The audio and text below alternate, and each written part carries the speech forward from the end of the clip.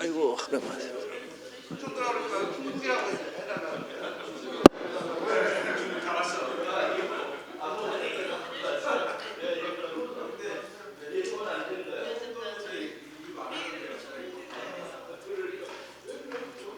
그냥 시작을 할까요? 그냥 오늘은 많이 못 오시는 날이겠다 싶었어요. 그 지난주에 필리버스터 때문에 무리들도 하셨고 연휴 뒤고 그래서 여기도 오시나?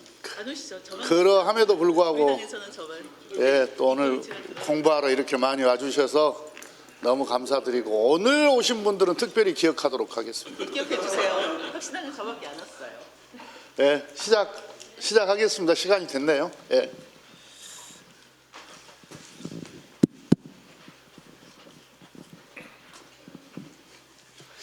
오늘 42강 시작하는데요. 첫 번째는 지역 간 인구 이동과 세대 간 경제력 대물림은 이번 지방선거를 앞두고서 우리가 지방과 수도권과의 어떤 격차가 자산 차원에서 발생하고 있는 것을 한국은행에서 한 2주 전에 좋은 레포트가 나왔는데요. 이게 논리적인 그런 부분입니다. 그러니까 여러분들이 그 부분에 대한 것을 오늘 공부한다고 생각하시고요.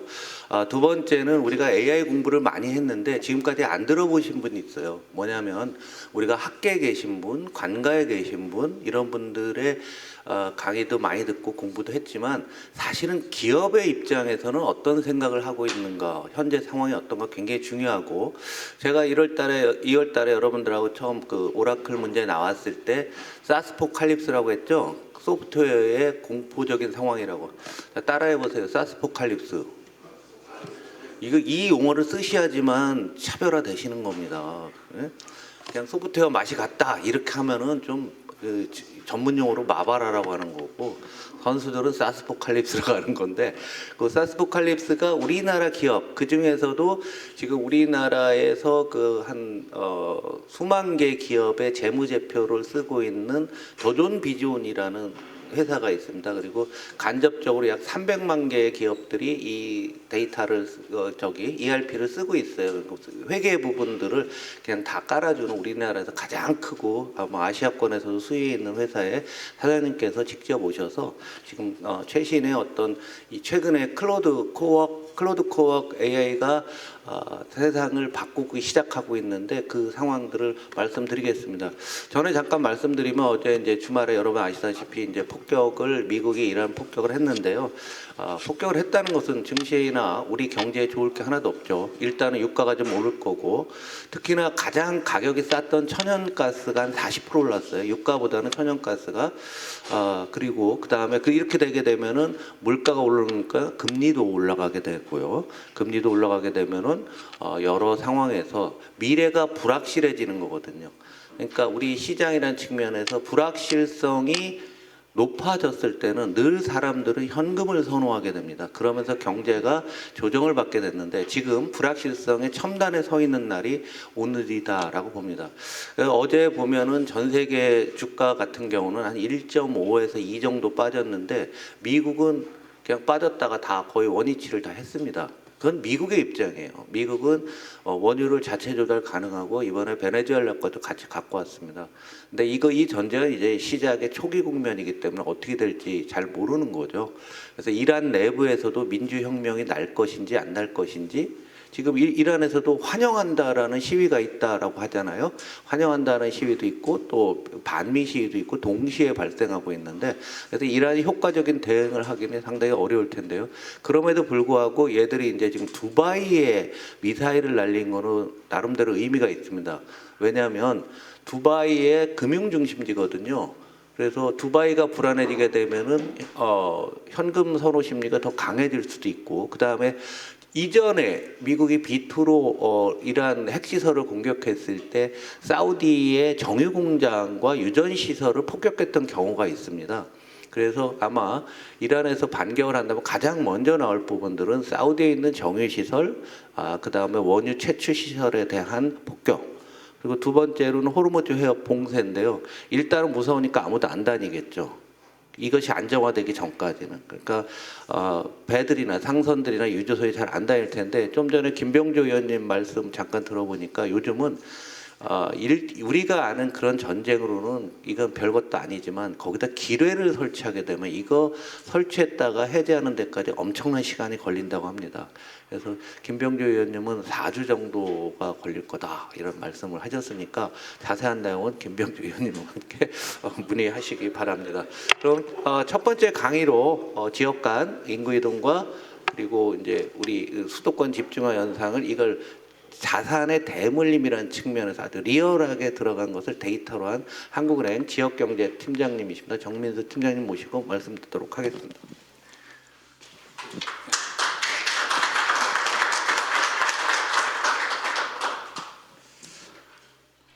네, 안녕하십니까. 한국은행 조사국에서 근무하고 있는 정민수입니다. 제가 얼마 전에 한 대학교에서 강연을 했었는데요. 그때 제가 한 얘기가 항상 윗분들 모시고 발표를 하다가 학생들하고 이제 얘기를 나누니까 굉장히 편해서 좋다 이런 얘기를 했었습니다. 근데 오늘은 그와 또 정반대의 상황하고 좀 비슷한데요. 제가 저희 한국은행 총재님을 한 30분 정도 모시고 발표를 하는 것 같은 느낌도 있습니다만 저희 연구 내용을 잘 정리해 보도록 하겠습니다. 본격적인 발표에 앞서서 최근 우리 사회에서 발견되고 있는 두 가지 현상에 대해서 한번 말씀을 나눠보고자 합니다. 첫 번째는 부모님이 잘 살면 좋은 대학에 간다는 것입니다. 부모 소득 상위 한 20%의 자녀들이 소위 메디컬이나 스카이 같은 상위권대에 진학하는 확률은 부모 소득이 하위 20%인 자녀보다 한 6배 정도 높습니다. 두 번째 현상은 서울이나 강남에 살면 좋은 대학에 간다는 것입니다. 예컨대 서울대 입학생 중에 강남 지역 학생이 한 12% 정도 되는데요. 원래 강남에 있는 학령 인구는 전국의 한 4%밖에 안 됩니다. 그래서 한 3배 정도 많이 가고 있습니다. 그러면은 이 두 가지 현상이 과연 정의로운 것인가? 이렇게 제가 사람들한테 물어보면 대부분 아니다라고 말씀을 하시는데 사실은 그렇게 가치 판단을 하려면 여기서 한 가지 전제가 필요합니다. 그 전제라는 것은 자기 능력에 관계없이라는 문구가 앞에 붙어 있어야 됩니다. 예를 들어 강남 사는 학생들이 정말로 다른 지역 학생들보다 굉장히 잠재력이 높고 머리가 좋다라면은 그 학생들이 좋은 학교 가는 건 너무나 당연한 것이고 오히려 공정한 일일 수 있습니다. 근데 현실은 저희가 연구해 보면 그렇지는 않습니다. 예를 들어 서울의 강남 3구 학생은 서울에 있는 또 다른 어떤 특정구, 제가 이거는 약간 비하가 될 수 있기 때문에 그냥 익명으로 처리를 했는데요. 이 특정구의 학생보다 잠재력은 한 30% 정도 높은데 서울대 진학률은 거의 한 10배 정도 됩니다. 그래서 이 두 가지 현상, 그러니까 부모님이 잘 살면 좋은 대학 가거나 서울이나 강남에 살면 좋은 대학 가는 두 가지 현상 중이 그러면 둘 중에 어떤 게 더 나쁜 것인가라는 질문을 할 수도 있습니다. 물론 강남에 사는 분이 부자이기도 합니다만 대부분은 그 두 개의 현상이 별개라고 우리가 가정을 했을 때 저는 개인적으로는 지역에 따른 어떤 기회 불평등이 더 나쁘다라고 생각합니다. 그것은 이제 두 가지 이유가 있는데요. 첫 번째는 우리가 어떤 사람이 성과를 얻었을 때 그것이 노력의 결과이면은 좀 인정을 해줍니다. 그래서 그걸 생각해 보면 부자인 것은 상속이나 이런 것도 있겠지만 자기 노력이 상당히 또 지켜야 되니까 이런 들어가는데 어떤 지역에 사는 것은 상당 부분 우연의 산물일 가능성이 높습니다. 두 번째로는 이런 현상이 사회적으로 어떤 영향을 미치느냐를 저희가 봐야 된다고 생각하는데 첫 번째로 부모가 잘 살면 자녀가 좋은 대학 간다 이렇게 한다면 대부분 사람들이 자기 자식이 좋은 대학에 가기 원하기 때문에 잘 살려고 노력을 하게 될 겁니다. 그러면 그게 꼭 나쁘다고 할 수는 없을 것 같습니다. 그런데 예를 들어 강남에 살아야 좋은 대학에 간다라고 하면 전 국민이 이제 강남에 살고 싶을 텐데 그것이 물리적으로 불가능하기도 하지만 그런 현상이 있었을 때 어떤 지역에 강남에 굉장히 주택 가격 상승, 폭등 이런 부작용이 크기 때문에 저는 지역에 따른 기회 불평등이 더 나쁘다 그렇게 개인적으로는 생각하고 있습니다. 그래서 개천에서 이제 용이 날 수 있는가? 저희는 이제 앞에 그 두 현상을 연관을 지어서 종합적으로 이제 분석하고자 했는데요. 우리나라 국민들 중에 계층 이동이 이제 잘 안 된다라고 생각하는 분들이 절반을 훨씬 넘습니다. 그래서 그럼 이 세대 간 대물림이 어느 정도 되는 건지 저희가 계량적으로 수치적으로 한번 분석을 해보고자 했는데요. 어느 정도인지 보려면 이제 지표가 필요합니다. 지표를 제가 간단하게 말씀드리면 저기 왼쪽 그림에서 가로축에는 부모 소득을 놓고 세로축에는 자녀 소득을 해가지고 점을 이렇게 찍어봅니다. 점을 찍어보면 이런 어떤 패턴이 나타나는데 다른 이제 변수들을 통제하고 나서 부모 소득이 100만 원이면 자녀 소득도 100만 원, 뭐 500만 원이면 자녀도 500만 원 이런 식으로 1대1 대응이 딱 된다면 이 기울기가 1로 나타납니다. 그래서 이럴 때는 완전한 대물림이고 계층 이동이 전혀 발생하지 않는 상태입니다. 그리고 이 기울기가 1보다 작으면 작아질수록 계층 이동이 활발하고 대물림은 약하다 이렇게 보시면 되겠습니다. 그래서 이거를 저희가 우리나라에 대해서 측정을 해보면 한 가지 더 먼저 말씀드리면 이제 이거를 금액 기준으로 하게 되면 오류 가능성이 많기 때문에 상대적인 그 자기 소득의 위치를 가지고 측정을 하거든요. 그래서 이제 소득 백분위라는 개념이 나오게 되는데 이거는 제가 만약에 소득 백분위 60%다 이러면 저보다 소득이 낮은 사람이 60%라는 얘기입니다. 그래서 백분위가 높을수록 소득은 높습니다. 그 백분위를 가지고 아까 그 말씀드린 기울기를 구해보면 우리나라는 0.25로 추정이 됩니다. 이것은 부모의 소득 백분위가 10계단은 상승하면은 100계단 중에 10계단 상승하면 자녀의 소득 백분위는 2.5단계가 상승하는 그런 정도입니다. 그럼 이게 뭐 별로 상승 안 하네 이렇게 생각하실 수도 있지만 국제 비교를 해보면 우리나라가 크게 낮다고 보기는 어렵습니다. 그리고 더 중요한 것은 이 소득 백분위가 최근에 올수록 크게 상승하고 있습니다. 그 말은 세대 간 대물림이 굉장히 심해지고 있고 계층 이동은 잘 발생하지 않는다. 그런데 여러분 아시다시피 그 토마스 피케티가 진정한 불평등은 소득이 아니라 자산에 있다라는 말을 했습니다. 그래서 저희도 요거를 자산 기준으로 한번 측정을 또 해봤고요. 자산 기준으로 하면 기울기가 0.4 정도 됩니다. 그래서 소득보다 자산의 대물림이 훨씬 강하게 나타나고 이 자산의 경우도 마찬가지로 최근 세대에서 굉장히 상승하는 대물림이 심화되는 그런 모습을 보이고 있습니다. 그런데 한 가지 주목하실 것은 여기 최근 세대에서 이렇게 요만큼 대물림이 심화되는데 이게 사실은 현실보다 굉장히 과소평가될 가능성이 높습니다. 왜냐하면 이 사람들은 지금 80년대생이고요. 이 사람들은 70년대생인데 80년대생이 지금의 70년대생 나이가 되는 한 10년 후가 되면 이 그래프가 더 높아질 것 같습니다. 왜냐하면 사람이 나이가 들면 들수록 부모한테 증여도 많이 받고 상속도 받고 하기 때문에 대물림이 더 심화됩니다. 그런데 이 사람들은 아직 이 정도 나이까지 안 갔기 때문에 나이가 같다고 비교하면 이게 좀 더 높아질 가능성이 높습니다.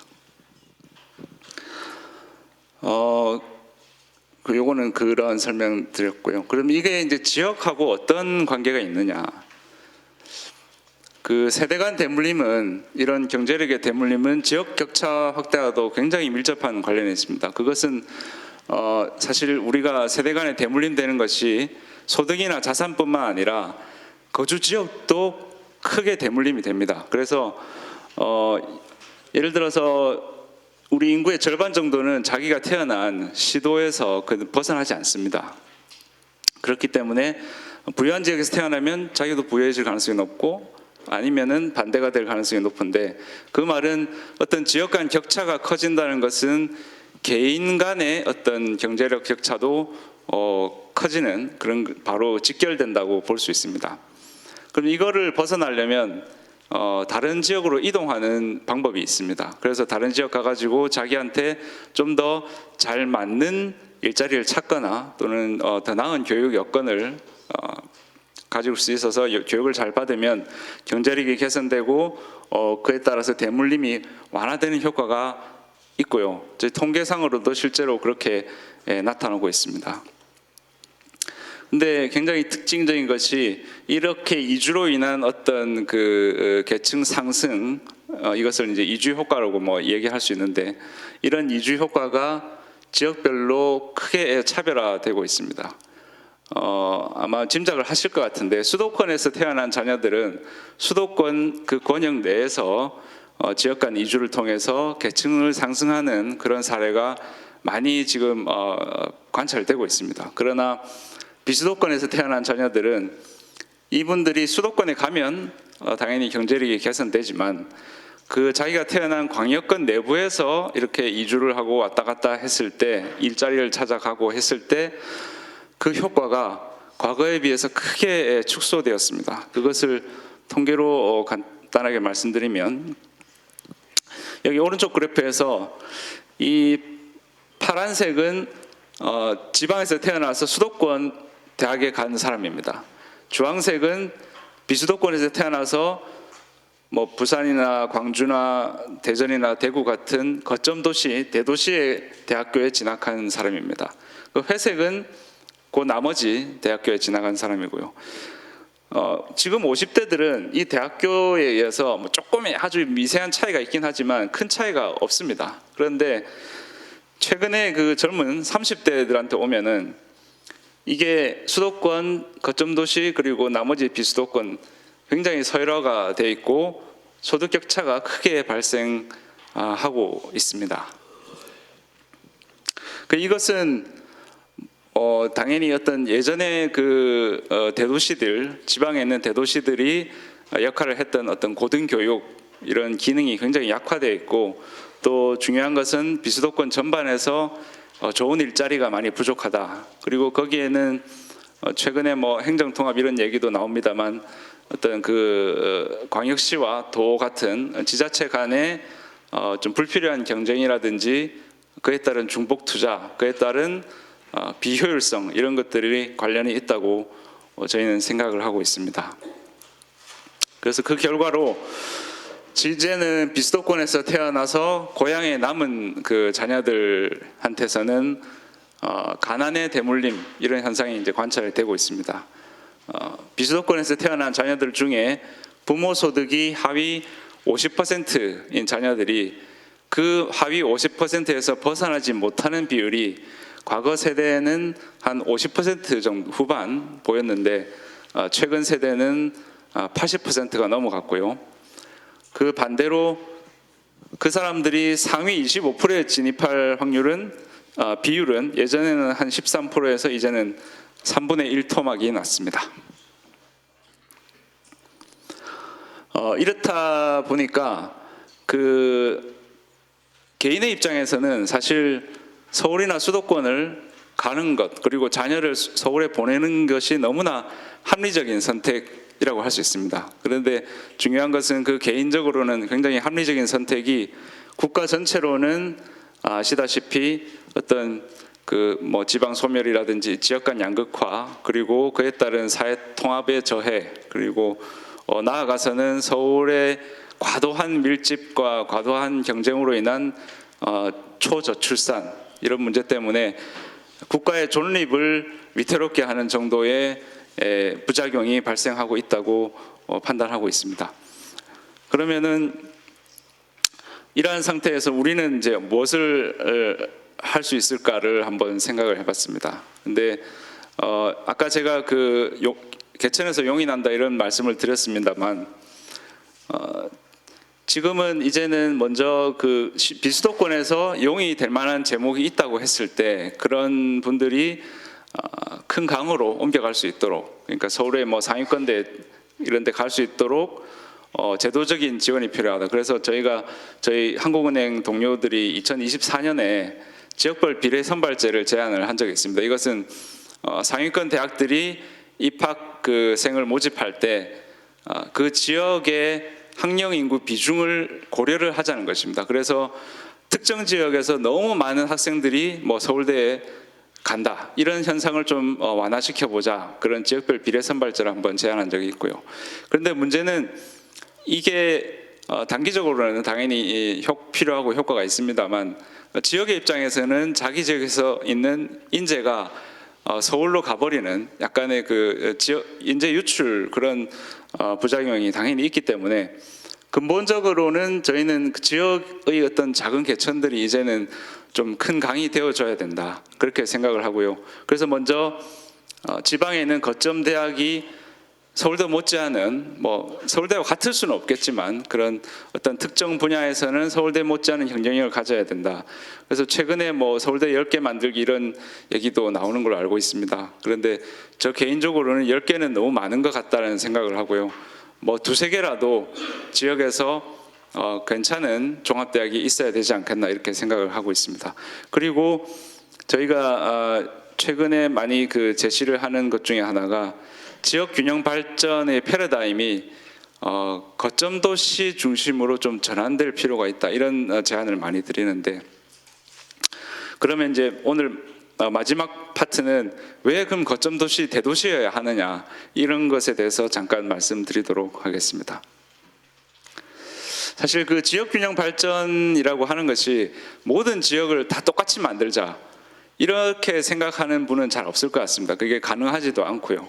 근데 지금 완전히 이렇게 지금 운동장이 기울어져 있는데, 그래서 많이 기울어져 있다 보니까 지방에 있는 청년들이 전부 다 수도권으로 이렇게 쭉 빨려 들어가는 그런 모습을 보이고 있습니다. 그러면 왜 지금 수도권이 이렇게 많이 이쪽으로 기울어져 있고 수도권이 이렇게 무거운가라고 생각해 보면 결국은 서울입니다. 그럼 수도권의 경쟁력이 원천이 뭐냐라고 했을 때 그 서울이라고 보통 이야기를 할 수밖에 없습니다. 그러면은 결국은 이 균형을 회복시키려면 여기도 서울과 같은 역할을 할 수 있는 대도시가 있어야 됩니다. 있어야 되는데 지금은 모든 어떤 지역의 경쟁력이라는 것이 서울과의 거리와 반비례하는 그런 상황이기 때문에 이게 이제 인구 증가율인데요. 이 그림을 보시면 서울에 가까운 지역에는 빨간색이 굉장히 많습니다만 남쪽으로 가면 파란색이 훨씬 더 많습니다. 그래서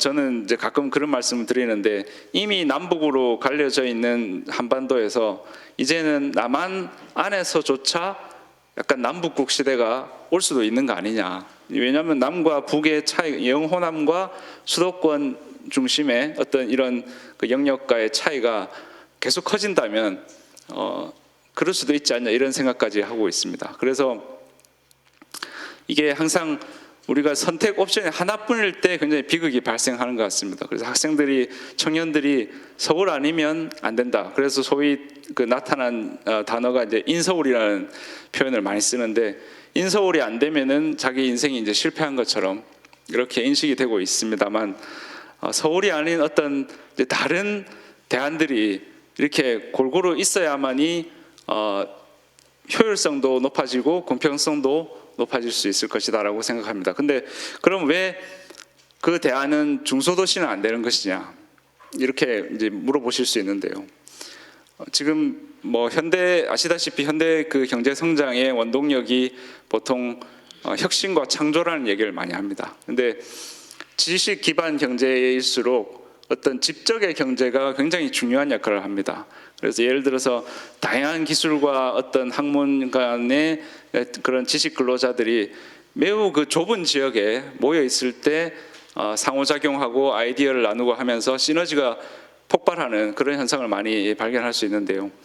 왼쪽 그림은 예를 들어서 이제 샌프란시스코에 있는 그 실리콘밸리, 이런 게 이제 많이 사례로 제시가 되고, 이 오른쪽 그림은 뉴욕에 있는 그 광고 산업을 분석한 겁니다. 그래서 뉴욕의 광고 업체들이 굉장히 이렇게 모여 있습니다. 밀집해서 모여 있는데 그 중심지에서 한 500m만 떨어져도 그 광고 업체의 생산성이 100에서 20까지 떨어진다는 그런 연구 결과입니다. 그리고 중심지에서 한 1km 정도 떨어지면 생산성이 거의 뭐 이제는 제로 정도 수준에 이렇게 수렴하는 그런 그 정도로 이제 지식 산업일수록 결국은 사람의 어떤 밀도와 다양성이 중요하다, 이렇게 많이 제시가 되고 있고, 결국은 이것은 이제 대규모 거점 도시가 할 수밖에 없다, 대도시만이 할 수 있는 것이다, 이런 말씀을 드릴 수 있습니다. 그러면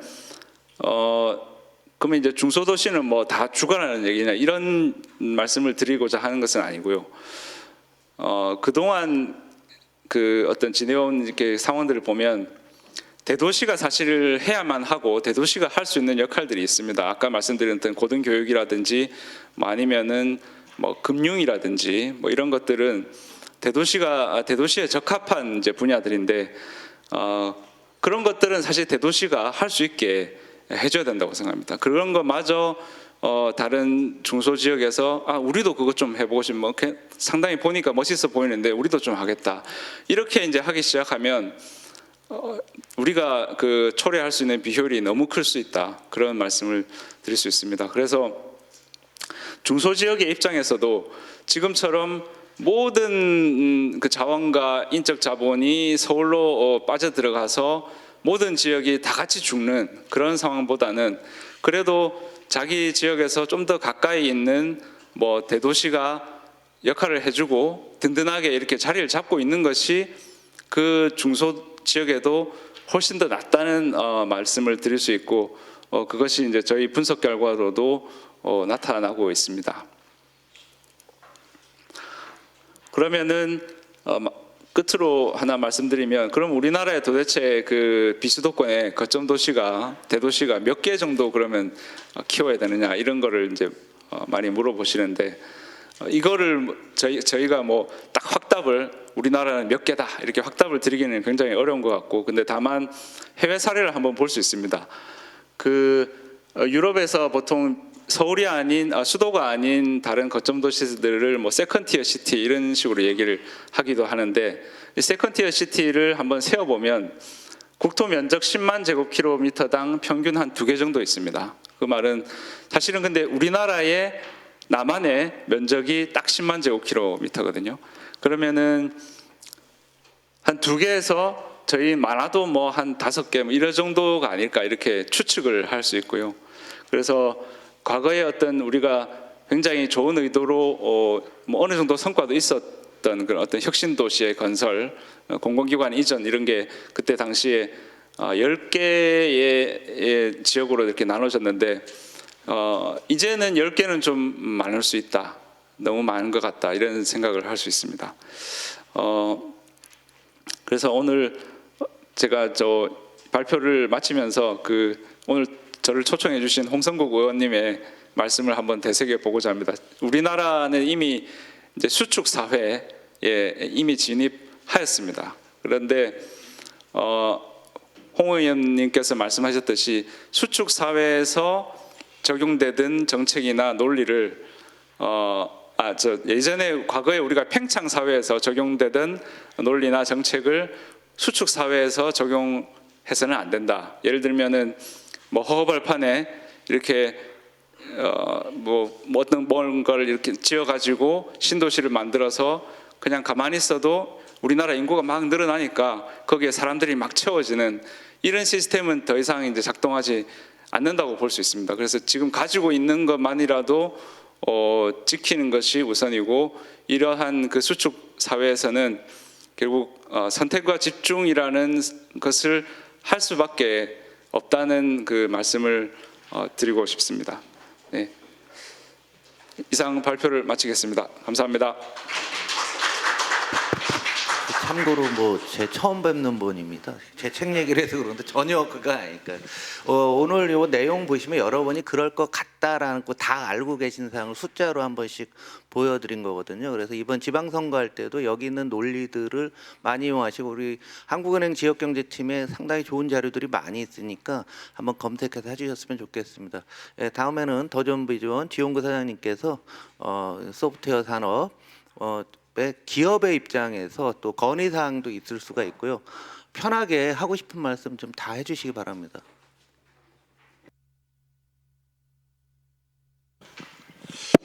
안녕하십니까. 방금 소개받은 도전비전의 지용구 사장입니다. 반갑습니다. 네, 여러분들 오늘 뭐 AI 관련된 이야기 그동안에 굉장히 많이 들으셨을 텐데 저도 AI 이야기를 좀 갖고 나왔습니다. AI 중심에 있는 회사에서 근무를 제가 하고 있고요. 아까 홍성국 의원님께서 저를 소개시켜 주실 때 산업의 이야기를 좀 들어보시겠다고 했는데 소프트웨어라는 부분들의 같은 주제에 대한 이야기라도 지식의 베이스와 경험의 베이스가 좀 다르면 똑같은 얘기를 여러 번 듣더라도 전해지는 통찰이나 영감이 좀 다르게 느껴지실 수 있습니다. 저는 철저하게 경험 베이스로 산업에서 이루어지는 이야기들 중심으로 오늘 사스포칼립스에 대한 이야기를 좀 드리겠습니다. 모두의 전 의원님께서 말씀 주셨지만 사스포칼립스는 그 합성 용어입니다. 신조 용어거든요. 원래 없었습니다. 이런 용어는 아포칼립스라는 그 붕괴라는 부분들에 대한 이야기와 사스는 소프트웨어 에이저 서비스를 위한 소프트라는 새로운 소프트웨어의 새로운 정의입니다. 기존의 소프트웨어는 온프라미스라고 해서 컴퓨터 안에 인스톨해서 설치형이라고 그러죠. 깔아놓고 쓰는 소프트웨어 시대에서 이제는 클라우드 서비스에 접속해서 쓰는 시대로 바뀌었다라는 뜻이거든요. 물론 이런 부분들의 트렌드는 기술의 발전들이 그렇게 변화를 혁신을 유도해가고 있습니다. 요즘에 뭐 한참 유행인 책이 이 기술공화국 선언이라는 책입니다. 알렉스 카프 팔란티어 CEO거든요. 팔란티어 CEO는 전자계산이라든가 컴퓨터공학을 전공한 사람이 아닙니다. 법학자이고 철학자입니다. 법학과 철학을 전공한 사람이 AI 회사의 수장입니다. 여기에 굉장히 많은 의미가 달려 있습니다. 우리는 어쨌든 AI 기술을 과학으로 바라보는 관점이 있는데요. 저는 전공이 컴퓨터공학입니다. 공학자이거든요. AI는 일반인들의 시각에서는 과학적으로 본다는 시각보다는 공학의 관점에서 바라보는 것이 시장이 더 잘 보입니다. 왜 그러냐면 과학은 왠지 깊이 있는 연구라든가 그 분야, 이 전공과 이론의 논리 분야가 좀 있는 분들이 좀 관심을 가지면 이해가 좀 쉽다라고 느껴지는데요. 공학은 그렇지 않고 공학의 본령은 현장의 문제를 해결하는 것입니다. 100% 완벽한 도구로 해결하는 것이 아니라 지금 우리가 갖고 있는 수준보다 조금 더 나아질 수 있다면 그 도구로 현장의 문제를 해결하는 것이 공학적 접근 방법입니다. 그래서 AI의 진화라든가 이 발전의 방향이라든가 그런 부분들은 과학적 깊이보다는 응용의 넓이 영역에서 AI를 바라보는 시각이 훨씬 더 잘 보입니다. 그래서 저는 이 알렉스 카프라는 사람의 이 이야기를 굉장히 관심을 갖고 보지만 이 책에는 주로 4가지에 대한 선언이 들어있는데요. 가장 중요한 것은 AI의 기술은 더 이상 중립적이지 않다라는 선언입니다. 여러분 기존에 우리가 사용하는 도구라든가 기술은 중립적이라는 용어를 많이 썼습니다. 왜냐하면 그것을 사용하는 사람들이 인간이기 때문에. 근데 AI는 왜 중립적이지 않느냐라는 부분들의 시각을 중립이라는 표현보다는 비중립성이라는 부분들이 좀 더 프레임이 확실하게 들어오는데요. 중립은 왠지 우리가 잘 사용하면 괜찮을 것 같은 느낌을 주거든요. 프레임이. 근데 비중립성이라는 부분들의 개념은 이거 잘못 사용하면 좀 위험하겠네라는 느낌이 전달됩니다. 왜 그러냐면 AI는 기존의 도구와는 다르게 어떤 데이터로 학습했느냐, 어떻게 질문하느냐에 따라서 다른 결과를 내놓기 때문에 그렇습니다. 이전의 도구와는 완전히 다른 차원에서 동작을 한다는 것이죠. 그렇기 때문에 그 의도, 만든 데이터가 무엇이냐, 재료가 아니면 어떻게 사용할 것이냐라는 부분들 그 의도가 이 비중립성이라는 부분들을 크게 들리게 하는 것 같습니다. 15년 전에 우리가 이런 책을 읽었습니다. 생각하지 않는 사람들. 이 책이 유행일 수밖에 없었던 이유는 이 당시에 기술혁명은 인터넷이 주도했습니다. 그 지식이라는 개념이 접속의 개념으로 넘어간 시점이거든요. 공부하고 이해하고 그렇죠? 기록하고 그렇죠? 우리가 이렇게 활용했던 지식이 이제는 접속하면 되는 상태로 바뀌어버리기 때문에 외우고 다닐 필요가 없는 겁니다. 접속하면 되니까. 그죠? 우리 스마트폰 항상 갖고 다니고 항상 연결되어 있지 않습니까? 그다음에 내 검색에서 모든 걸 시작하니까 지식이라는 부분들의 개념이 바뀌기 시작한 15년 전은 과학기술의 변동은 문화의 변동은 과학기술에서 시작되었구나라는 부분들의 개념이 시작된 그 당시의 책인데 제가 읽기에는 철학책이었습니다. 근데 요즘에 유행하는 책이 또 AI 시대는 그럼 어떤 책 제목을 들고 나올까? 제가 요즘에 읽은 책 중에서 재미있는 책이 생각을 맡기는 사람들입니다. 이건 AI 시대가 유행하다 보니까 접속의 시대에서 아예 생각을 맡겨버리는 시대. 이게 접속의 시대보다 좀 더 위험합니다. 왜냐하면 인간이 개입을 안 하고 아주 똑똑한 기계한테 일을 대신시켜 주는 거거든요. 이게 더 위험합니다. 그래서 저는 이 얘기를 좀 인문학적으로 바꿔서 얘기하면 가짜는 진짜의 반대말입니까? 라는 질문에서 시작한다고 생각합니다. 여러분 가짜는 진짜의 반대말입니까? 틀린 말은 아니지만 지금 시대에 AI가 이렇게 판치고 유행인 화두인 시대에는 가짜는 진짜의 반대말입니까? 아닙니다. 가짜는 진짜와 매우 유사하다입니다. 가 더 어울리는 시대입니다. 진짜와 가짜를 구분할 수 없기 때문에 여러분들 짝퉁 보시면 알잖아요. 짝퉁이 진짜와 구분하기 너무 어렵죠. 가짜입니다. 근데 이게 정보력을 여기다 대입해 보면 진짜와 가짜를 구분하기 너무 어려운 시대가 또 되었습니다. 이 부분들의 그래프와 자료는요. 미국이 주도하는 부분들에 대한 이 사스포칼립스에 대한 이 유행이라는 부분들이 얼마나 비대칭적이냐 보시면 2025년, 2026년의 설비 투자에 대한 증가분에 대한 데이터인데요. 미국 빅테크 9개 회사, 그럼 뭐 여러분들 대부분 아는 엔비디아, 그렇죠? AWS, 그다음에 아마존, 오픈 AI, 마이크로소프트 이런 회사들의 9개 회사가 그 투자 사이클 전체 시가총액 75% 이상을 초집중적으로 투자를 하고 있습니다. 우리나라 돈으로 저기 보면 588조 원이라는 부분들이죠. 글로벌 무역 증가분의 테크의 제품이 기여도가 50%입니다. 미국 시가총액 증가분의 빅테크 기여도가 75%입니다. 그죠? 뭔가 좀 너무 큰 회사 중심, 거대한 빅테크 회사 중심으로 뭔가 판이 깔려져 있는 수직 계열처럼 보이지 않습니까? 이걸 수평 계열이 어떻게 깰 것이냐라는 부분들의 관점에서 바라보면 답이 나오질 않습니다. 정말 엄청난 부분들이죠. 쫓아갈 수가 없죠. 우리나라 이제 한 몇 년간 150조 정도 투자해서 AI 3대 강국 가겠다라는 부분의 전략들을 지금 수행하고 실행하고 있는데 150조와 저기 빅테크 회사 9개 회사가 투자한 회사라는 부분이 비교가 안 되잖아요. 그러니까 단순 비교로 경쟁의 부분들의 전략을 짤 수는 없는 것이고요. 가장 중요한 것은 우리가 필요한 전략은 무엇인가라는 개념입니다. 그래서 사실 저는 오늘 제가 강의할 내용의 통계적인 부분들보다는 약간 전략적인 측면의 부분들의 내용들이 더 중요해서 그냥 제가 자주 보는 장표이지만 이 장표의 개념에서 우리가 어떻게 AI 전략을 치고 나가야 될까라는 부분들의 개념을 좀 생각해 보고 싶습니다. 저 남해에 가면 울들목에 이순신 장군 동상이 있는데 제가 이 문장을 보기 전까지는요, 저는 이 이순신 장군 동상의 왼쪽에 있는 왼손에 잡고 있는 것이 칼인 줄 알았습니다. 저도 모르고 무의식적이라면.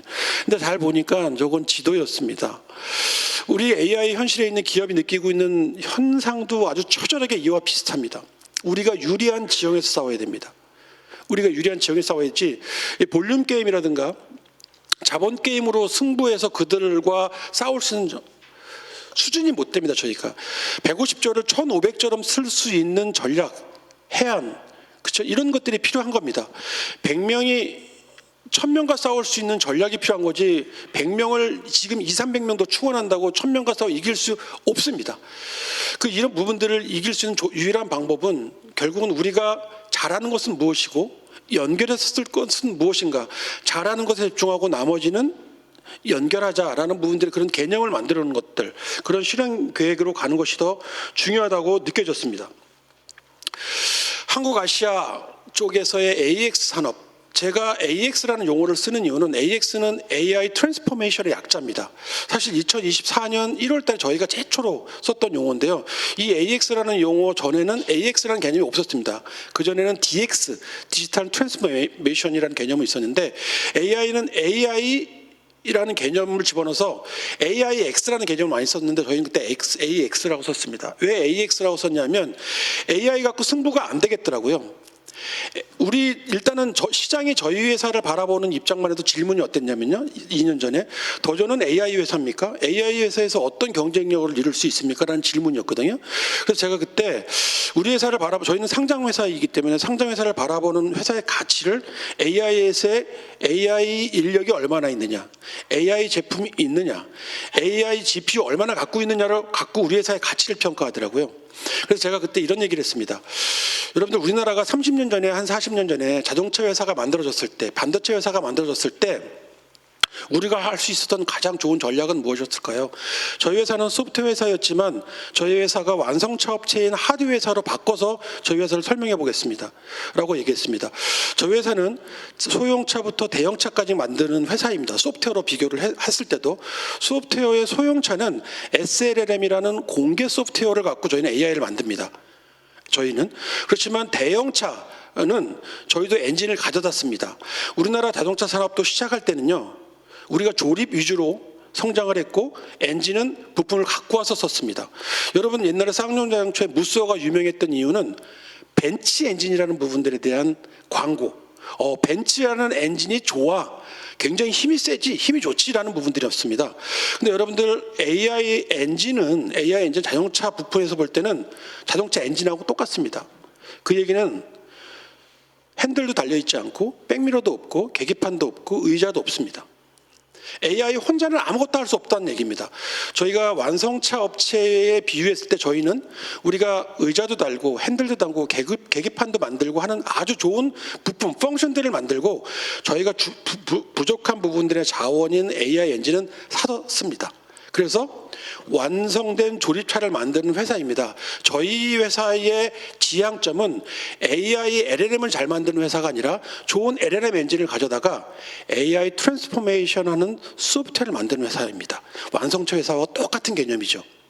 이런 개념으로 저희가 AX라는 개념을 처음으로 만들었고, 저희 회사는 인프라, 플랫폼, 응용이라는 AI 범위 중에서 응용을 제일 잘하는 회사입니다. 우리가 인프라와 2단계를 잘하는 회사라고 얘기할 수 없습니다. 이 응용을 잘하는 회사로서 인프라와 플랫폼을 잘 활용하는 회사가 저희 회사라고 말씀드려야지만이 시장에 말이 됩니다. 그래서 저희는 지금 AI 회사가 되어 있습니다. 왜냐하면 지금은 AI 연구소가 있고 GPU도 한 200장 갖고 있고 모든 소프트웨어가 AI가 내재화되어 있고 우리 회사의 AI 솔루션을 사용하는 기업들이 11,000개 정도가 됩니다. 1년 만에 10,000개를 만들었어요. 재작년에는 없었던 기능, 펑션, 서비스였는데 지금 만들어졌다는 거죠. 저희가 안 했다면 해외의 기업이 들어와서 그 시장을 장악해 갈 거라고 생각합니다. 인프라는 우리가 반도체 굉장히 잘하죠. 요즘에 메모리 때문에 또 하이닉스, 그다음에 삼성이 다시 또 주목받고 있습니다.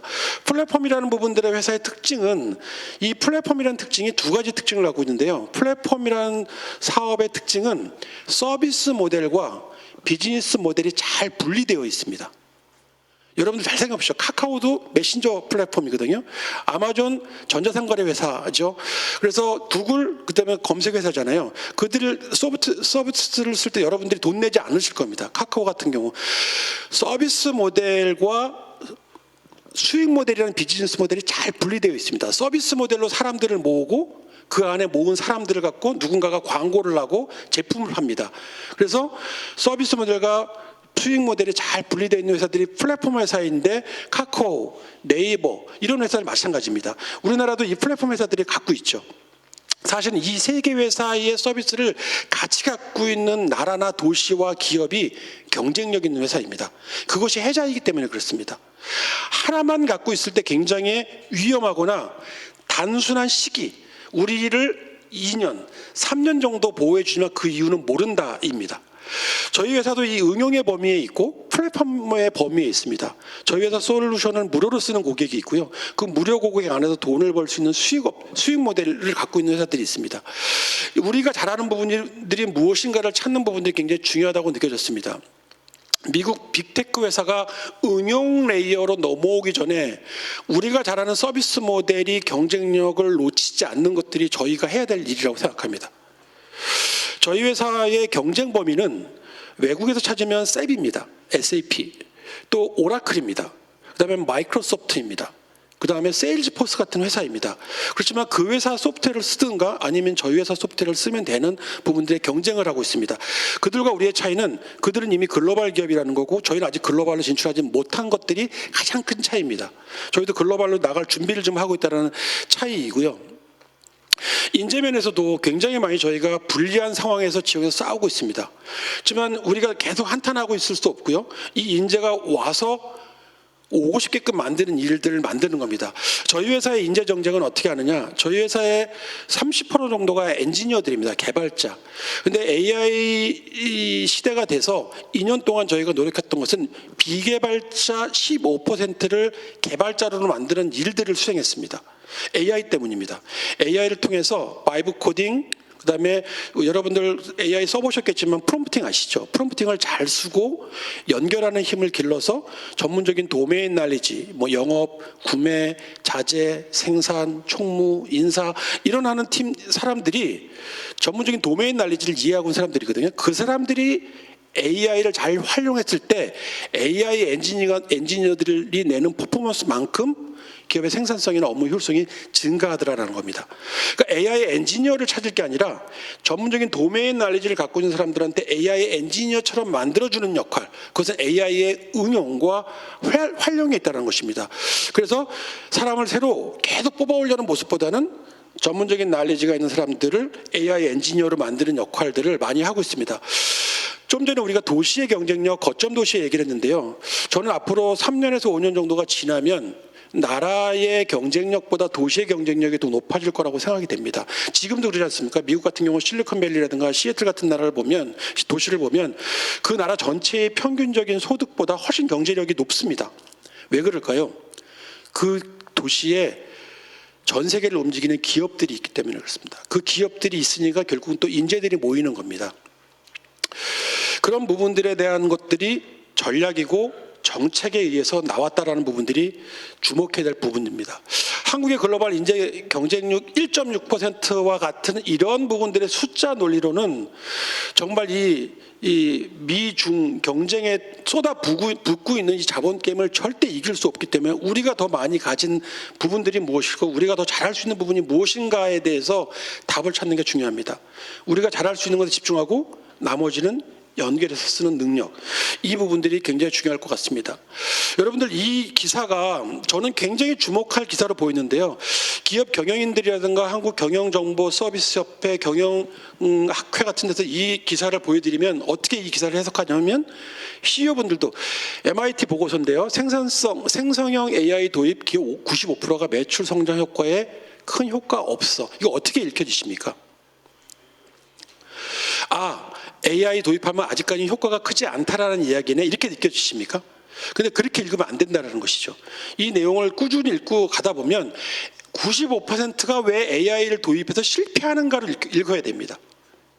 또 하나는 5%의 성장은 어떻게 했기 때문에 AI를 갖고 5%의 성공의 길로 갔지라는 부분들입니다. 분석해 보면 95%의 AI 도입 실패는 같은 엔진을 쓰지만 이 네 가지 요건 때문에 실패합니다. AI는 빠른 계산기이거든요. 원료로는 전기와 데이터를 먹습니다. 좋은 데이터와 전기가 없다면 같은 엔진을 써도 퍼포먼스 안 나온다는 뜻입니다. 그렇죠? 근데 개인이 사용하는 AI, 근데 조직에서 사용하는 AI는 같습니까?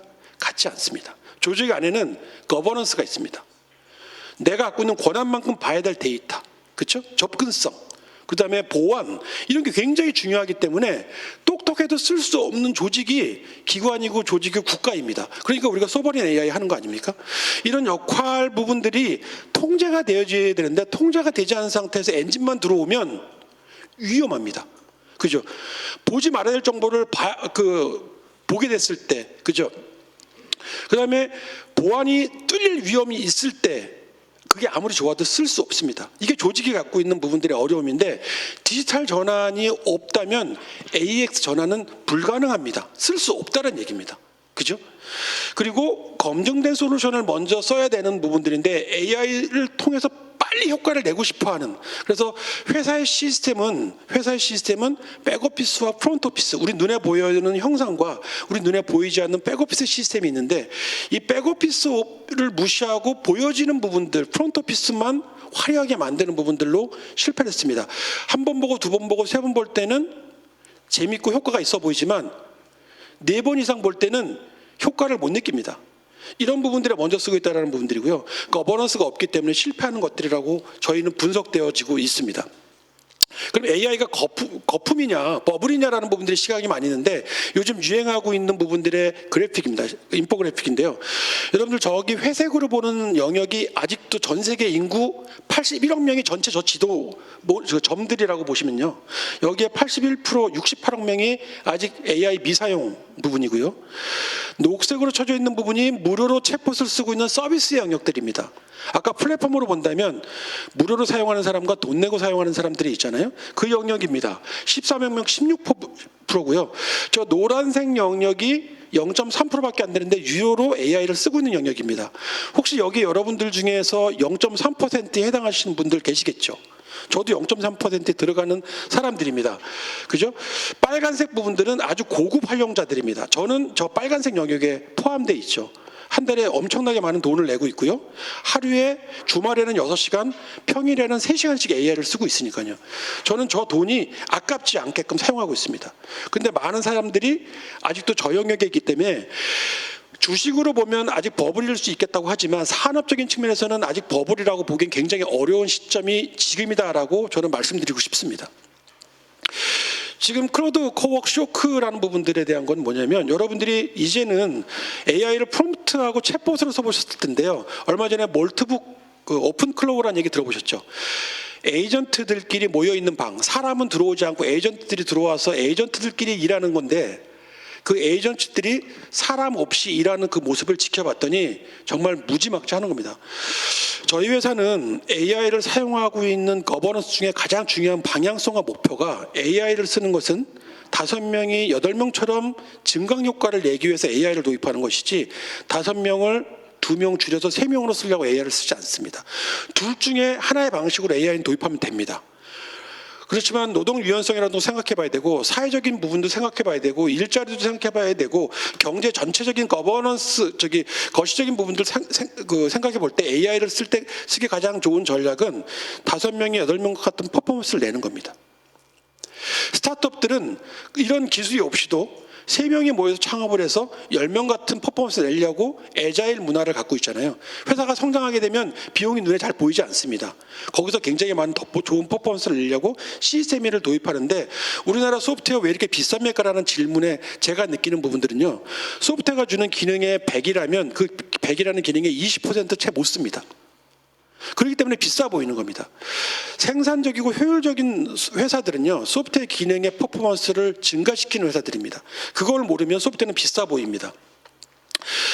여러 가지 부분들에 있지만 그 소프트웨어는 저는 그냥 단순한 바이브 코딩이라고 보지 않고요. 소프트웨어는 굉장히 복잡해집니다. 그래서 우리가 해줘야 될 역할들은 소프트웨어를 일반 사람들이 범용적으로 누구나 잘 쓸 수 있는 생태계만 보지 말고 소프트웨어의 전문성 있는 회사들의 전략들도 같이 보셔야 됩니다. 소프트웨어를 잘 쓰면 한계 비용이 컴퓨터가 소프트웨어의 프로그래밍에 대해서 한계 비용이 제로가 되는데요. 그것이 모든 걸 해결해 주느냐? 그렇지 않습니다. 전문적인 도메인 난리지에 있는 영역들, 예를 들어 법인카드 증빙 예외 처리, 접대비 한도 규정, 세무 처리의 방식, 결산의 예외 처리 같은 부분들의 현장에 있는 많은 복잡한 프로세스들은 바이브 코딩이 해결해 주지 못합니다. 일반인들이 프로그램 코딩을 할 수 없습니다. 왜냐하면 전문적인 도메인 난리지가 없기 때문에. 저희 회사가 1년 넘게 만들어 본 소프트웨어가 하나 있었는데 그 소프트웨어 이름은 세법 도움이라는 소프트웨어거든요. 그 세법 도움이라는 소프트웨어를 1년 넘게 개발을 해서 제가 작년 7월 달에 미국 뉴욕에서 엔트로픽을 만났습니다. 엔트로픽이 여러분들 클로드를 만드는 소프트웨어 회사거든요. 큰 회사입니다. 그 회사와 저희 회사의 엔진을 비교해 봤을 때 한국에 있는 세법, 예를 들면 부동산세, 그다음에 양도소득세, 법인세를 계산하는 로직의 프로그램은 저희 성능이 그들보다 3.5배 높았습니다. 왜? 우리나라의 세법은 우리나라의 AI 엔진이 훨씬 잘 이해하기 때문에 그렇습니다. 그들이 LLM을 만드는 엔진 그들이 우리나라에 있는 세법이라든가 각 기업들이 갖고 있는 아주 버티컬 영역에 있는 양질의 데이터를 학습할 리 없습니다. 그 데이터를 다 잘 읽을 수가 없거든요. 그런데 우리는 우리의 개인 경험이 뭘 하나 잘 해봤다고 위험해질 거다. 저는 약간 기우라고 생각합니다. 우리가 잘 알 수 있는 우리의 버티컬 AI 영역, 한국은 한국의 세법, 한국의 노동법, 그렇죠? 한국의 헌법을 이해할 수 있는 AI 엔진이 필요합니다. 그래서 우리가 소버린 AI 하는 거고 그 소버린 AI보다 더 중요한 것은 데이터의 주권을 확보하는 것입니다. 그 데이터의 주권을 확보하기 위한 많은 제도와 규제와 정책들을 우리가 좀 더 심오하게 바라볼 수 있는 것들이 우리다운 AI를 잘할 수 있는 것들이 우리의 경쟁력이라고 저는 생각이 됩니다. 예를 들어서 좀 어려운 부분들이 지속되고 있는데 지금 제가 여러분들한테 개인적으로 AI를 어떻게 쓰고 있는지의 모습을 좀 보여드리겠습니다. 여러분 지금 이것은 제 홈화면입니다. 제 스마트폰으로 제가 지금 강연을 하고 있고요. 홈화면입니다. 두 번째 화면, 세 번째 화면, 네 번째 화면, 다섯 번째 화면. 제 직업상 저는 AI를 많이 쓴다라기보다도 이 디지털에 대한 부분들의 이해도가 높아야 됩니다. 트렌드를 빨리빨리 이해해야 되기 때문에. 근데 이 홈화면 여러분들도 느끼는 홈화면이지만 맨 마지막에서 두 번째 있는 줄이 이제 AI 영역에 있습니다. 챗GPT, 클로드, 제미나이. 나머지는 요 안에 제가 다 넣어놨습니다. 그러니까 제가 좀 평소에 쓰는 앱이 8개 정도가 되고요. 8개. 그러면 오늘 아침에 제가 오늘 이 강의를 하면서 왔을 때 여러분들한테 어떤 시연과 데모를 좀 보여드리지? 막 그러다가 한 데모가 이거였습니다. 제가 바이브 코딩에 대한 부분들을 보여드리고 싶어서 여러분들도 저하고 똑같이 쓸 수 있는 이 클로드 있지 않습니까? 이 클로드인데 이 클로드한테 여러분들이 원하는 프로그램을 짜달라고 지금도 해보시면 클로드가 프로그램을 짜줍니다. 여러분들이 챗GPT나 아니면 이 클로드나 아니면 제미나이를 열어서 제미나이를 이렇게 열어서 이렇게 물어보십시오. 모바일에서 동작하는 4층 연산 계산기를 코딩해줘. 제가 4층이 아니고 4층.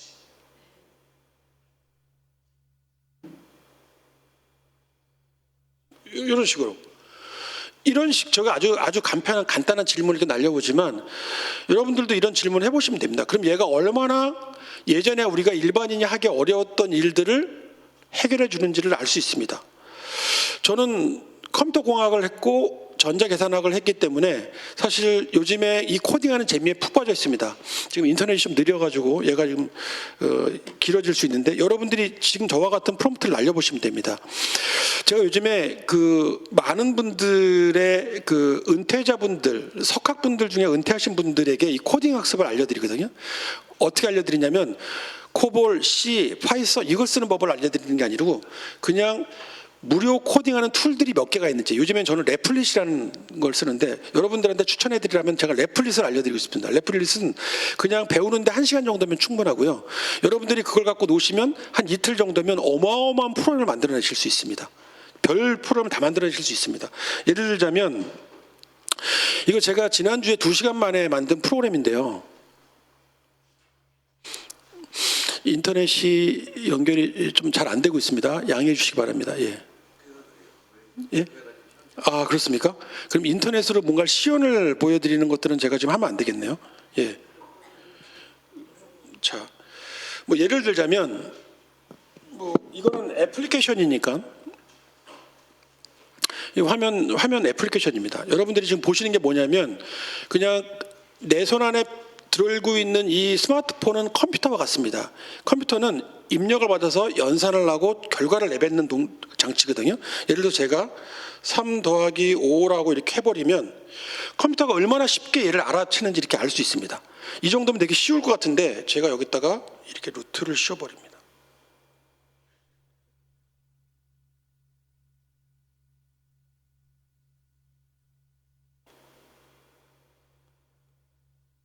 자,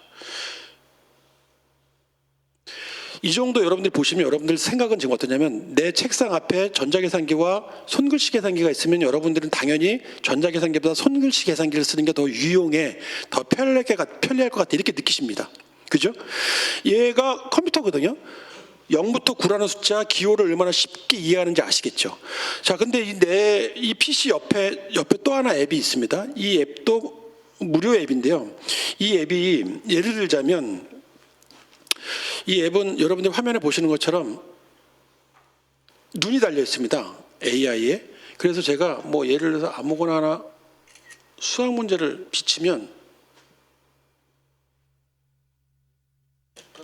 네. 제가 와이파이가 끊기면 여기도 끊길까 봐 제 눈에 비친 모든 것들이 공식이라면 이렇게 풀어버립니다. 그죠? 이 일은 이 컴퓨터가 연산을 하기 때문에 얘가 연산을 하기 때문에 그렇거든요. 이 컴퓨터는 지금 눈이 달려 있는 상태잖아요. 눈이 달려 있는 상태인데 제가 지금 그록이라는 애를 하나 이렇게 열어보겠습니다. 그럼 그록을 열고 그록이한테 눈과 귀를 달아줍니다. 저와 같이 봅니다. 너가 나와 같은 걸 보고 있는데 무엇을 보고 있는지 설명해 줘봐. 이것도 인터넷이기 때문에 얘가 대답을 못할 수 있습니다. 너무 대답을 잘하거든요. 아마 국회라는 건 인식을 못하더라도 여러분들이 뭔가 강의를 보고 있다고 얘가 얘기할 것이고요. 이 강의가 재밌는지 제가 물어보면 여러분들이 집중하고 있는 모습들을 다 읽습니다. 맥락을 읽는다는 뜻이고요. 제가 가끔씩 강의할 때 이 강의 내용들을 갖고 사람들한테 보여드립니다. 저기 왼쪽에는 좀 지루한지 주무시는 분도 계십니다. 그럼 옆 사람이 깨워주십니다. 예? 그죠? 제가 하기 참 어려운 얘기들 있지 않습니까? 그런 얘기들을 이렇게 합니다. 그리고 제가 카톡 갖고 아침에 AI를 어떻게 쓰느냐라는 부분들입니다. 이건 이제 카톡인데요. 자, 여러분들이 보시면 안 되기 때문에 제가 약간 이런 행동들을 보여드리겠습니다. 예, 안 읽혀지시죠? 예. 예, 개인정보이기 때문에 그렇습니다. 자, 이제 아침에 제일 먼저 일어나면 제가 먼저 하는 행동들은 AI 석학들이 모여있는 이런 방에 들어갑니다. 여기 870명이 지금 들어가 있거든요. 그죠? 이 안에 들어와서 밤새도록 이분들이 토론한 얘기, 미국에서도 날라오고 유럽에서도 날라온 이 얘기들 중에서 새로운 소식들이 뭐지? 큐레이션 돼 있는데 이거는 굉장히 재밌는 소식이야 라는 부분들의 정보들이 있을 겁니다. 쭉 그렇게 보시다가 이 정보들을 저희 회사 AI 연구소에 있는 임원들한테 보내줍니다. 이렇게 갑질이죠. 예? 예. 우리가 풀어야 될 문제, 우리와 같은 고민을 하고 있는 임원들이 같이 보는 겁니다. 저도 보는 겁니다. 큐레이션 돼 있죠. 그죠?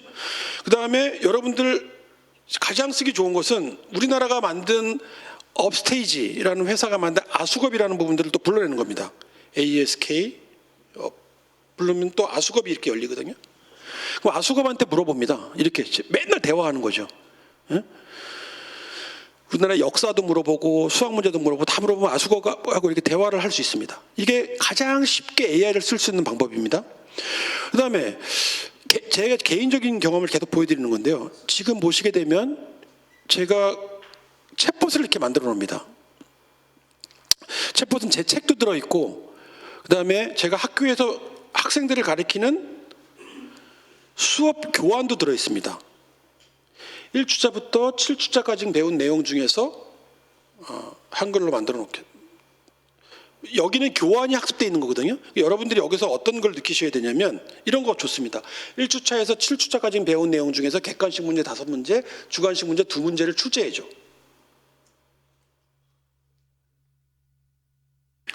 예, 이렇게 해주면 예, 그죠? 이게 여러분들 지금 이 정도 보시면 이게 똑똑한 엔진으로 보이시십니까? 똑똑한 엔진, AI의 현재 이 AI 화두와 열풍의 주인공은 AI 아닙니다. 본질은 데이터입니다. 제 질문과 데이터가 AI 시대의 본질입니다. 우리가 해줘야 될 게 무엇인가라는 부분들은 이런 겁니다. 남들이 잘 만드는 LLM 엔진을 우리가 지금 돈을 엄청 부어가지고 더 좋은 성능을 만들겠다? 이게 목표가 되면 안 되고 그 아이한테 어떤 데이터를 학습시켜서 우리가 원하는 무언가를 할 것인가를 찾는 것들이 좋습니다. 그게 효율이고 생산성입니다. 예를 들자면 이런 거죠. 제가 지금 이제 많은 부분들의 이런 것들을 컨설팅하고 있는데 3번 문제는 굉장히 추상적이야. 답이 여러 개를 골라도 학생이 우기면 뭔가의 민원을 받아줘야 될 것 같아. 정답이 무조건 완벽하게 보이는 문제로 바꿔줘. 그죠? 그럼 3번 문제를 다른 걸로 바꿀 것입니다. 그죠? 엄청 빠르죠. 여기 교환이 얼마나 들어가 있느냐. 교환 500페이지짜리와 제가 관련된 추천해놓은 논문들이 엄청나게 많이 들어가 있고요. 그걸 학습되어 있는 상태고 저는 언제든지 그거를 이렇게 질문으로 제가 만든 교환이니까 제가 제일 잘 쓸 수 있잖아요. 어떤 내용이 들어있는지 제일 잘 알잖아요. 그러면 제가 이 만든 부분들을 학생들한테 배포해서 학생도 같이 씁니다. 그러니까 학생들이 지금 책을 어떻게 보고 있냐면 예전에는 읽는 책, 교수의 강의를 듣는 수업, 지금은 질문하면서 보는 책으로 바꿔놓은 겁니다. 그래서 제가 이렇게 시험을 낸다는 얘기는 질문이 있습니다. 그러면 학생도 여기에서 수업 문제를 제가 시험을 내면 이걸 보고 문제를 또 풀거든요. 오픈북입니다. 그래서 저는 학생들한테 이렇게 점수를 줍니다. 시험 문제 채점 60점, 나머지 40점은 질문지를 제출하고 합니다. 프롬프트. 근데 그 프롬프트를 6번 이상 질문하라고 시킵니다. 제가 2년 동안 해본 제 경험은 질문을 6번 정도 해라는 얘기 뭐냐면 3번째 질문 이상 넘어가면 자기의 메타인지를 알게 됩니다. 내가 무엇을 모르는지, 무엇을 알고 있는지 그 질문을 조금씩 바꿔가면서 더 좋은 결과를 내고자 하는 니즈가 증가합니다. 사실 저는 정답보다 훨씬 재밌는 게 교수로서 재밌는 것은 질문하는 능력이 훨씬 재밌습니다. 그래서 학생들의 답안지보다 학생들의 질문지가 훨씬 재밌습니다. 거기에 혁신도 들어있습니다. 우리가 찾는 것들은 그렇게 가야 된다라는 부분들이 제가 느끼고 있는 혁신이고 우리가 해야 될 우리다운 일이라고 생각이 되어집니다. 한 10분 정도 더 남았는데요. 이렇게 해서 만들어진 부분들의 것들이 이런 겁니다. 이건 제가 강의하고 있는 강의 자료 교환이 한 1000페이지 정도 되거든요. 1000페이지를 다 잘라서 AI한테 다 넘겨줬습니다. 학습하라고. 그리고 제가 이 1000페이지 학습 중에서 오늘 내 강의 장소는 국회야.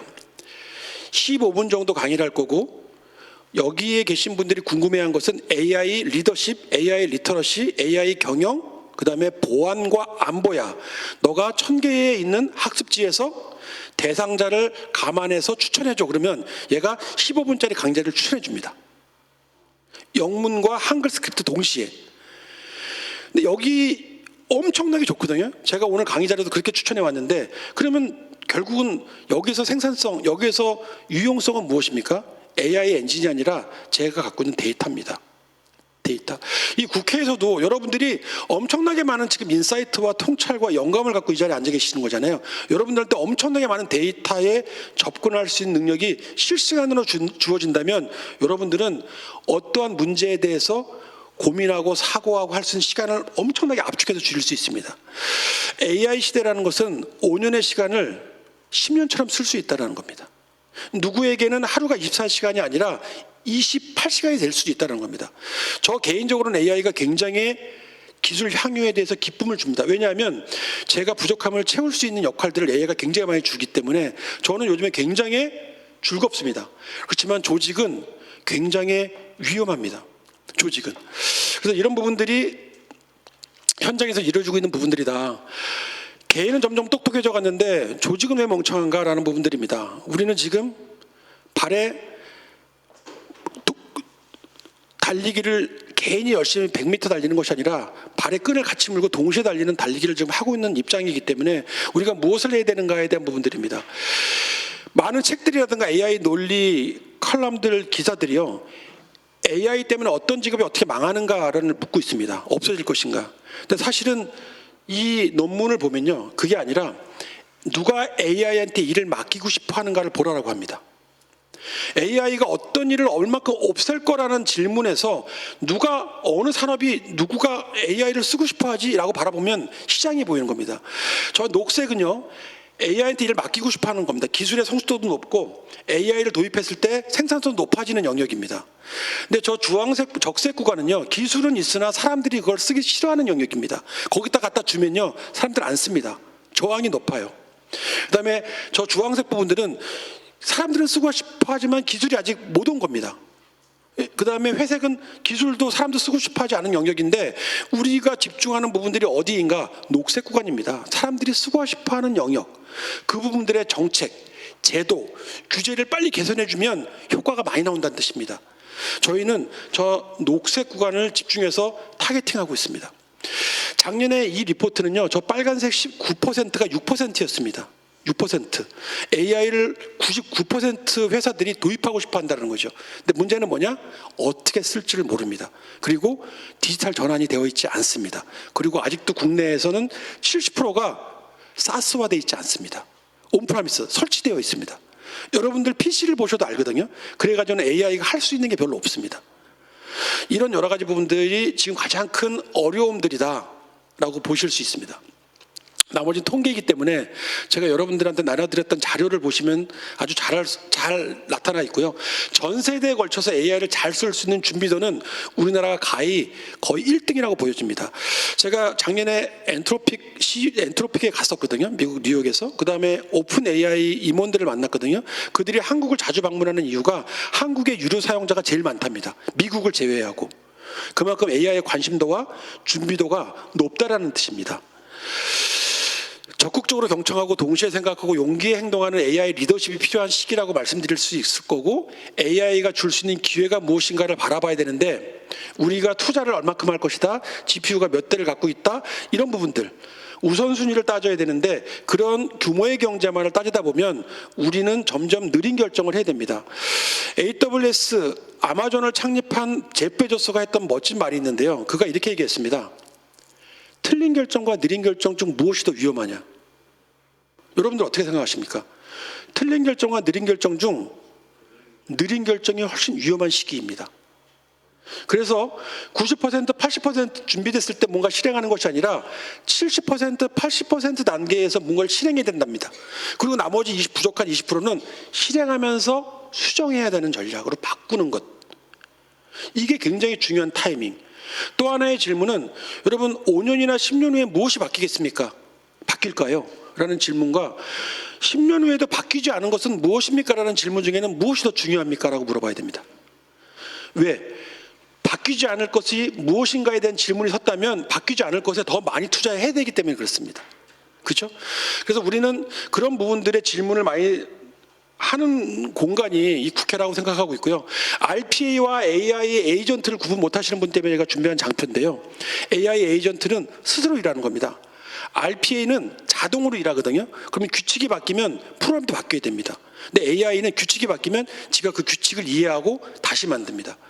저희 회사가 1년에 한 번은 기업들이 세금을 내는 법인 조정이라는 걸 해야 됩니다. 그 법인 조정이라는 게 세무사나 회계사님들이 해야 될 전문적인 영역이거든요. 그때 우리는 이것을 세무사분들한테 맡기죠. 세무사분들도 그 기업의 데이터를 다 가져다가 학습을 시키거나, 아니 학습을 시키는 게 아니라 다 계산을 해야 됩니다. 근데 지금은 ERP라는 회계 프로그램에 AI가 들어가서 에이전트가 엄청난 방대한 양의 데이터를 다 학습하고 있습니다. 지금 데이터를 갖고 오고 계산하고 법인세 신고서를 작성하고 납세, 차감 납부 세액을 계산하고 있는 중입니다. 이렇게 계산하는 일들을 세무사 한 분이 2, 3일에 걸려서 해야 되거나 하루에 한 6시간, 3시간 이상 걸려야 될 일들이 3분 안에 끝납니다. 3분 안에. 정확도는 97%까지 나옵니다. 완벽한 걸 만드는 도구가 아니라 한 세무사가, 한 회계사가 더 많은 회사의 법인 조정을 한 달 동안 해야 될 일을 일주일 만에 끝낼 수 있다는 뜻이에요. AI를 안 써야 될 이유가 없는 거죠. 지금 다 끝낸 겁니다. 저 AI가 만든 아웃풋들을 보시겠습니다. 이렇게 복잡한 서식들을 AI가 자동으로 만들어줍니다. 이 부분에만큼은 저희가 클로드나 오픈 AI보다 훨씬 성능이 좁습니다. 버티컬 AI 영역입니다. 우리가 이런 걸 잘해야 되는 부분들이 우리 역할이다라고 저는 말씀드리고 싶습니다. 마무리를 져야 될 시간 같습니다. 저는 디지털 전환의 성공의 방정식이 뭐냐? 좀 전에 여러분들한테 제가 보여드렸던, 의원님들한테 보였던 개인의 경험, 개인이 AI를 잘 써서 유용하다, AI가 유용하다 느끼는 그 느낌을 조직의 경험, 국회 가라면 국회 안으로 끌고 올 수 있는 경험, 그게 인플로이 익스피리언스입니다. 조직의 경험, 직원이 함께 하는 경험, 그 경험을 성숙시켜서 고객의 경험으로 끌고 가는 것이 고객 경험입니다. 이게 디지털 전환의 성공 방정식이고 순서가 매우 중요합니다. 근데 우리나라의 많은 기업들이나 기관들이 간과하는 것은 개인의 경험 다음에 바로 고객의 경험으로 넘어간다는 거예요. 조직이 쓰지 않고 고객이 더 잘 썼을 때 저한테 하는 질문에 대답을 할 수가 없습니다. 이거 바꿔주세요. 이거 더 개선해야 됩니다라고 그러는데 제가 쓰지 않아요. 우리 조직이. 기다리세요라고 할 수밖에 없습니다. 내가 잘 써야지만이 고객의 경험에 물음에 대답을 할 수 있다라는 겁니다. 그러면 AX의 성공 방정식은 뭐냐? 우리나라에서 아까 그 디지털 전환의 방정식에 곱하기 AI를 도입하면 승수 효과가 나온다라는 경험입니다. 저희 회사가 18개월 동안 2,200명 전 직원이 AI를 썼을 때 느꼈던 생산성과 업무 효율성의 개선은요, 비교할 수가 없습니다. 지능이 한 20 이상 높아진 느낌을 받습니다. 이제 AI 쓰지 말라고 그러면요, 그럼 일을 어떻게 하라고요? 라는 대답이 나오고 있습니다. AI를 쓰면서 나오는 퍼포먼스 3가지는, 첫 번째는 AI를 쓰고 일찍 퇴근하는 직원들이 있고, 두 번째는 AI를 써도 늦게 퇴근하는 직원이 있습니다. 세 번째 직원은 AI를 줬는데도 옛날처럼 일하는 직원, 이 세 부류만이 존재하더라고요. 여기서 가장 집중할 직원들이 뭐냐? 두 번째입니다. AI를 썼는데 늦게 가는 직원들한테 왜 늦게 가냐고 물어보면 이렇게 대답합니다. 결과를 보고 가려고요. AI하고 같이 일하고 있다는 뜻이거든요. AI한테 맡겨놓은 일이 30분이면 튀어나온다는 얘기입니다. AI한테 맡겨놓지 않으면 그게 오늘 튀어나오지 않기 때문에 퇴근하는 게 맞습니다. 근데 30분이면 결과를 볼 수 있기 때문에 일 잘하는 직원은 나와서 그걸 확인합니다. 그리고 조정이라는 걸 하고 좀 더 좋은 데이터를 넣어주려고 합니다. 이게 퍼포먼스라는 거죠. AI는 내가 써보는 것도 중요하지만 조직이 함께 써보는 능력이 제일 중요하더라. 디지털 전환이 되어 있는 것들이 되게 중요한데 한국이 디지털 전환이 굉장히 잘 되어 있는 나라입니다. 일본은 이 디지털 전환을 하려고 지금 디지털청을 만들었거든요.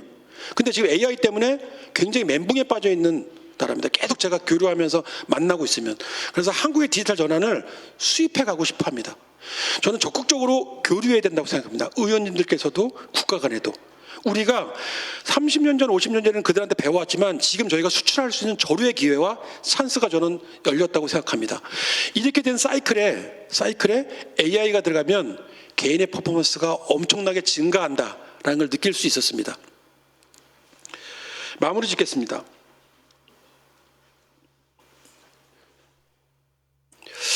세상에 잘된 것 세 가지가 있다고 합니다. 이렇게 타고난 것, 진화한 것, 발전한 것이 있는데 타고난 것 신의 영역이기 때문에 저희가 할 수 없고 진화한 건 시간의 영역이기 때문에 기다려야 하고 우리가 할 수 있는 건 노력하는 것. 지금 엄청난 노력을 하고 있고 여러분들 아침에 의원님들이 이렇게 일찍 나와서 공부하시는 모습도 이 발전의 영역에 포함되어 있는 것 같은데 이제는 AI 한 것의 시대가 열렸다라는 부분들의 말씀을 드리고 싶고 끝장편인데 회사에 보면 이렇게 열심히 일하는 사람들이 항상 존재합니다. 그렇지만 그들 위에는 또 똑똑하게 일하는 사람들이 있고 그들 또 위에는 도구를 이용해서 열심히 똑똑하는 사람들이 있다라는 겁니다. AI는 과학보다는 공학의 관점, 현장의 문제를 해결하는 도구로서의 관점으로 접근하는 것이 사스포칼립스의 시대에 우리가 살 수 있는 유일한 길이다라는 부분에 말씀을 드리면서 제 발표를 마치겠습니다. 감사합니다. 네, 수고 많으셨습니다. 잠깐만요. 이것 때문에 저 유동수 의원님 계신데 요즘 공인회계사 합격하신 분들 취직이 안 되고 있어요. 조금 있다가 그리고요 사장님 이거 굉장히 중요한 게 하나 있는데요. 지금 우리나라 기업들 거의 다 여러분들은 모르죠. 여러분 지역에 있는 모든 회사는 더존 비디온의 그 ERP나 뭐 이런 시스템들을 쓰고 있어요. 그 데이터를 다 갖고 있는데 이번에 해외 매각이 되지 않습니까? 그럼 우리 데이터가 해외로 나가는 거 아니에요? 어떻게 그 부분에 대한 얘기를 좀 해주시기 바랍니다. 우리 데이터. 예, 저희 지금 저희가 글로벌로 나가기 위해서 자본에 있는 회사를 들어왔는데 그들은 회사가 아니고 그냥 피입니다. 언젠가 나갈 것이고요. 저희 회사를 쓰는 기업들이 많지만 저희 회사가 쓰고 있는 데이터는 저희 게 아니고 기업의 것입니다. 저희가 그 기업의 동의 없이는 사용할 수 없도록 지금 되어 있고요. 저희 회사가 그 회사의 데이터를 읽을 수는 없습니다. 패턴을 갖고 있을 뿐입니다. 그래서 그 회사에 있는 기업의 디테일한 정보를 저희가 알기는 거의 불가능하다고 보시면 됩니다. 만약에 그것이 문제라면 우리나라 대기업들은 지금 아직도 86% 이상을 셉을 쓰고 있거든요. 그것이 굉장히 큰 위협이라고 보여지는데 그렇게 생각하지 않습니다. 그리고 한국에 있는 사람들이 한국에 있는 기술로 한국의 소프트웨어, 한국의 세금을 내고 있는 회사로서 그 펀드와 저희가 해야 될 그들은 FI, 저희는 SI 접근해서 해외 시장을 공략하기 위해서 저희가 그걸 받아들였다라고 말씀드리고 싶습니다. 네, 감사합니다. 다음 주는요, 동남아시아, 특히 베트남을 중심으로 해서 우리나라는 교류가 신남방 정책도 하고 했었는데요. 그때 요즘 어떤지 잘 관심이 없었잖아요. 우리 그 나라 경제 또 우리나라 3위 수출국이 베트남입니다. 그래서 베트남을 중심으로 해갖고 아시아권 하니까 의원 여러분들 중에 그 의원 친선 모임이 동남아인 경우 다 있으시잖아요. 뭐 베트남, 인도네시아, 태국, 말레이시아 다 있는데 이 의원님들 전부 좀 다음 주에 오시면은 요 내용들이 있고요. 그 다음 주에는 지방선거 특집으로 해서 서울을 관광으로 뭐 아이디어가 있으신 분이 있어서 특히 서울 지역 의원님들 우리 관광 서울 경제 활성화를 위해서 수도권 뭐 이제 관광과 관련된데 특히 서울 중심으로 하니까 수도권 관광을 어떻게 할 것인가 또 지방은 이걸 갖고 어떻게 할 것인가 이렇게 할 것 같습니다. 뭐 사진 찍으실 분은 같이 찍으시고요. 질문은 이거 전체 끝나고 하겠습니다. 오늘 수고 많으셨습니다. 감사합니다. 사장님하고 사진 한 번씩 찍으세요.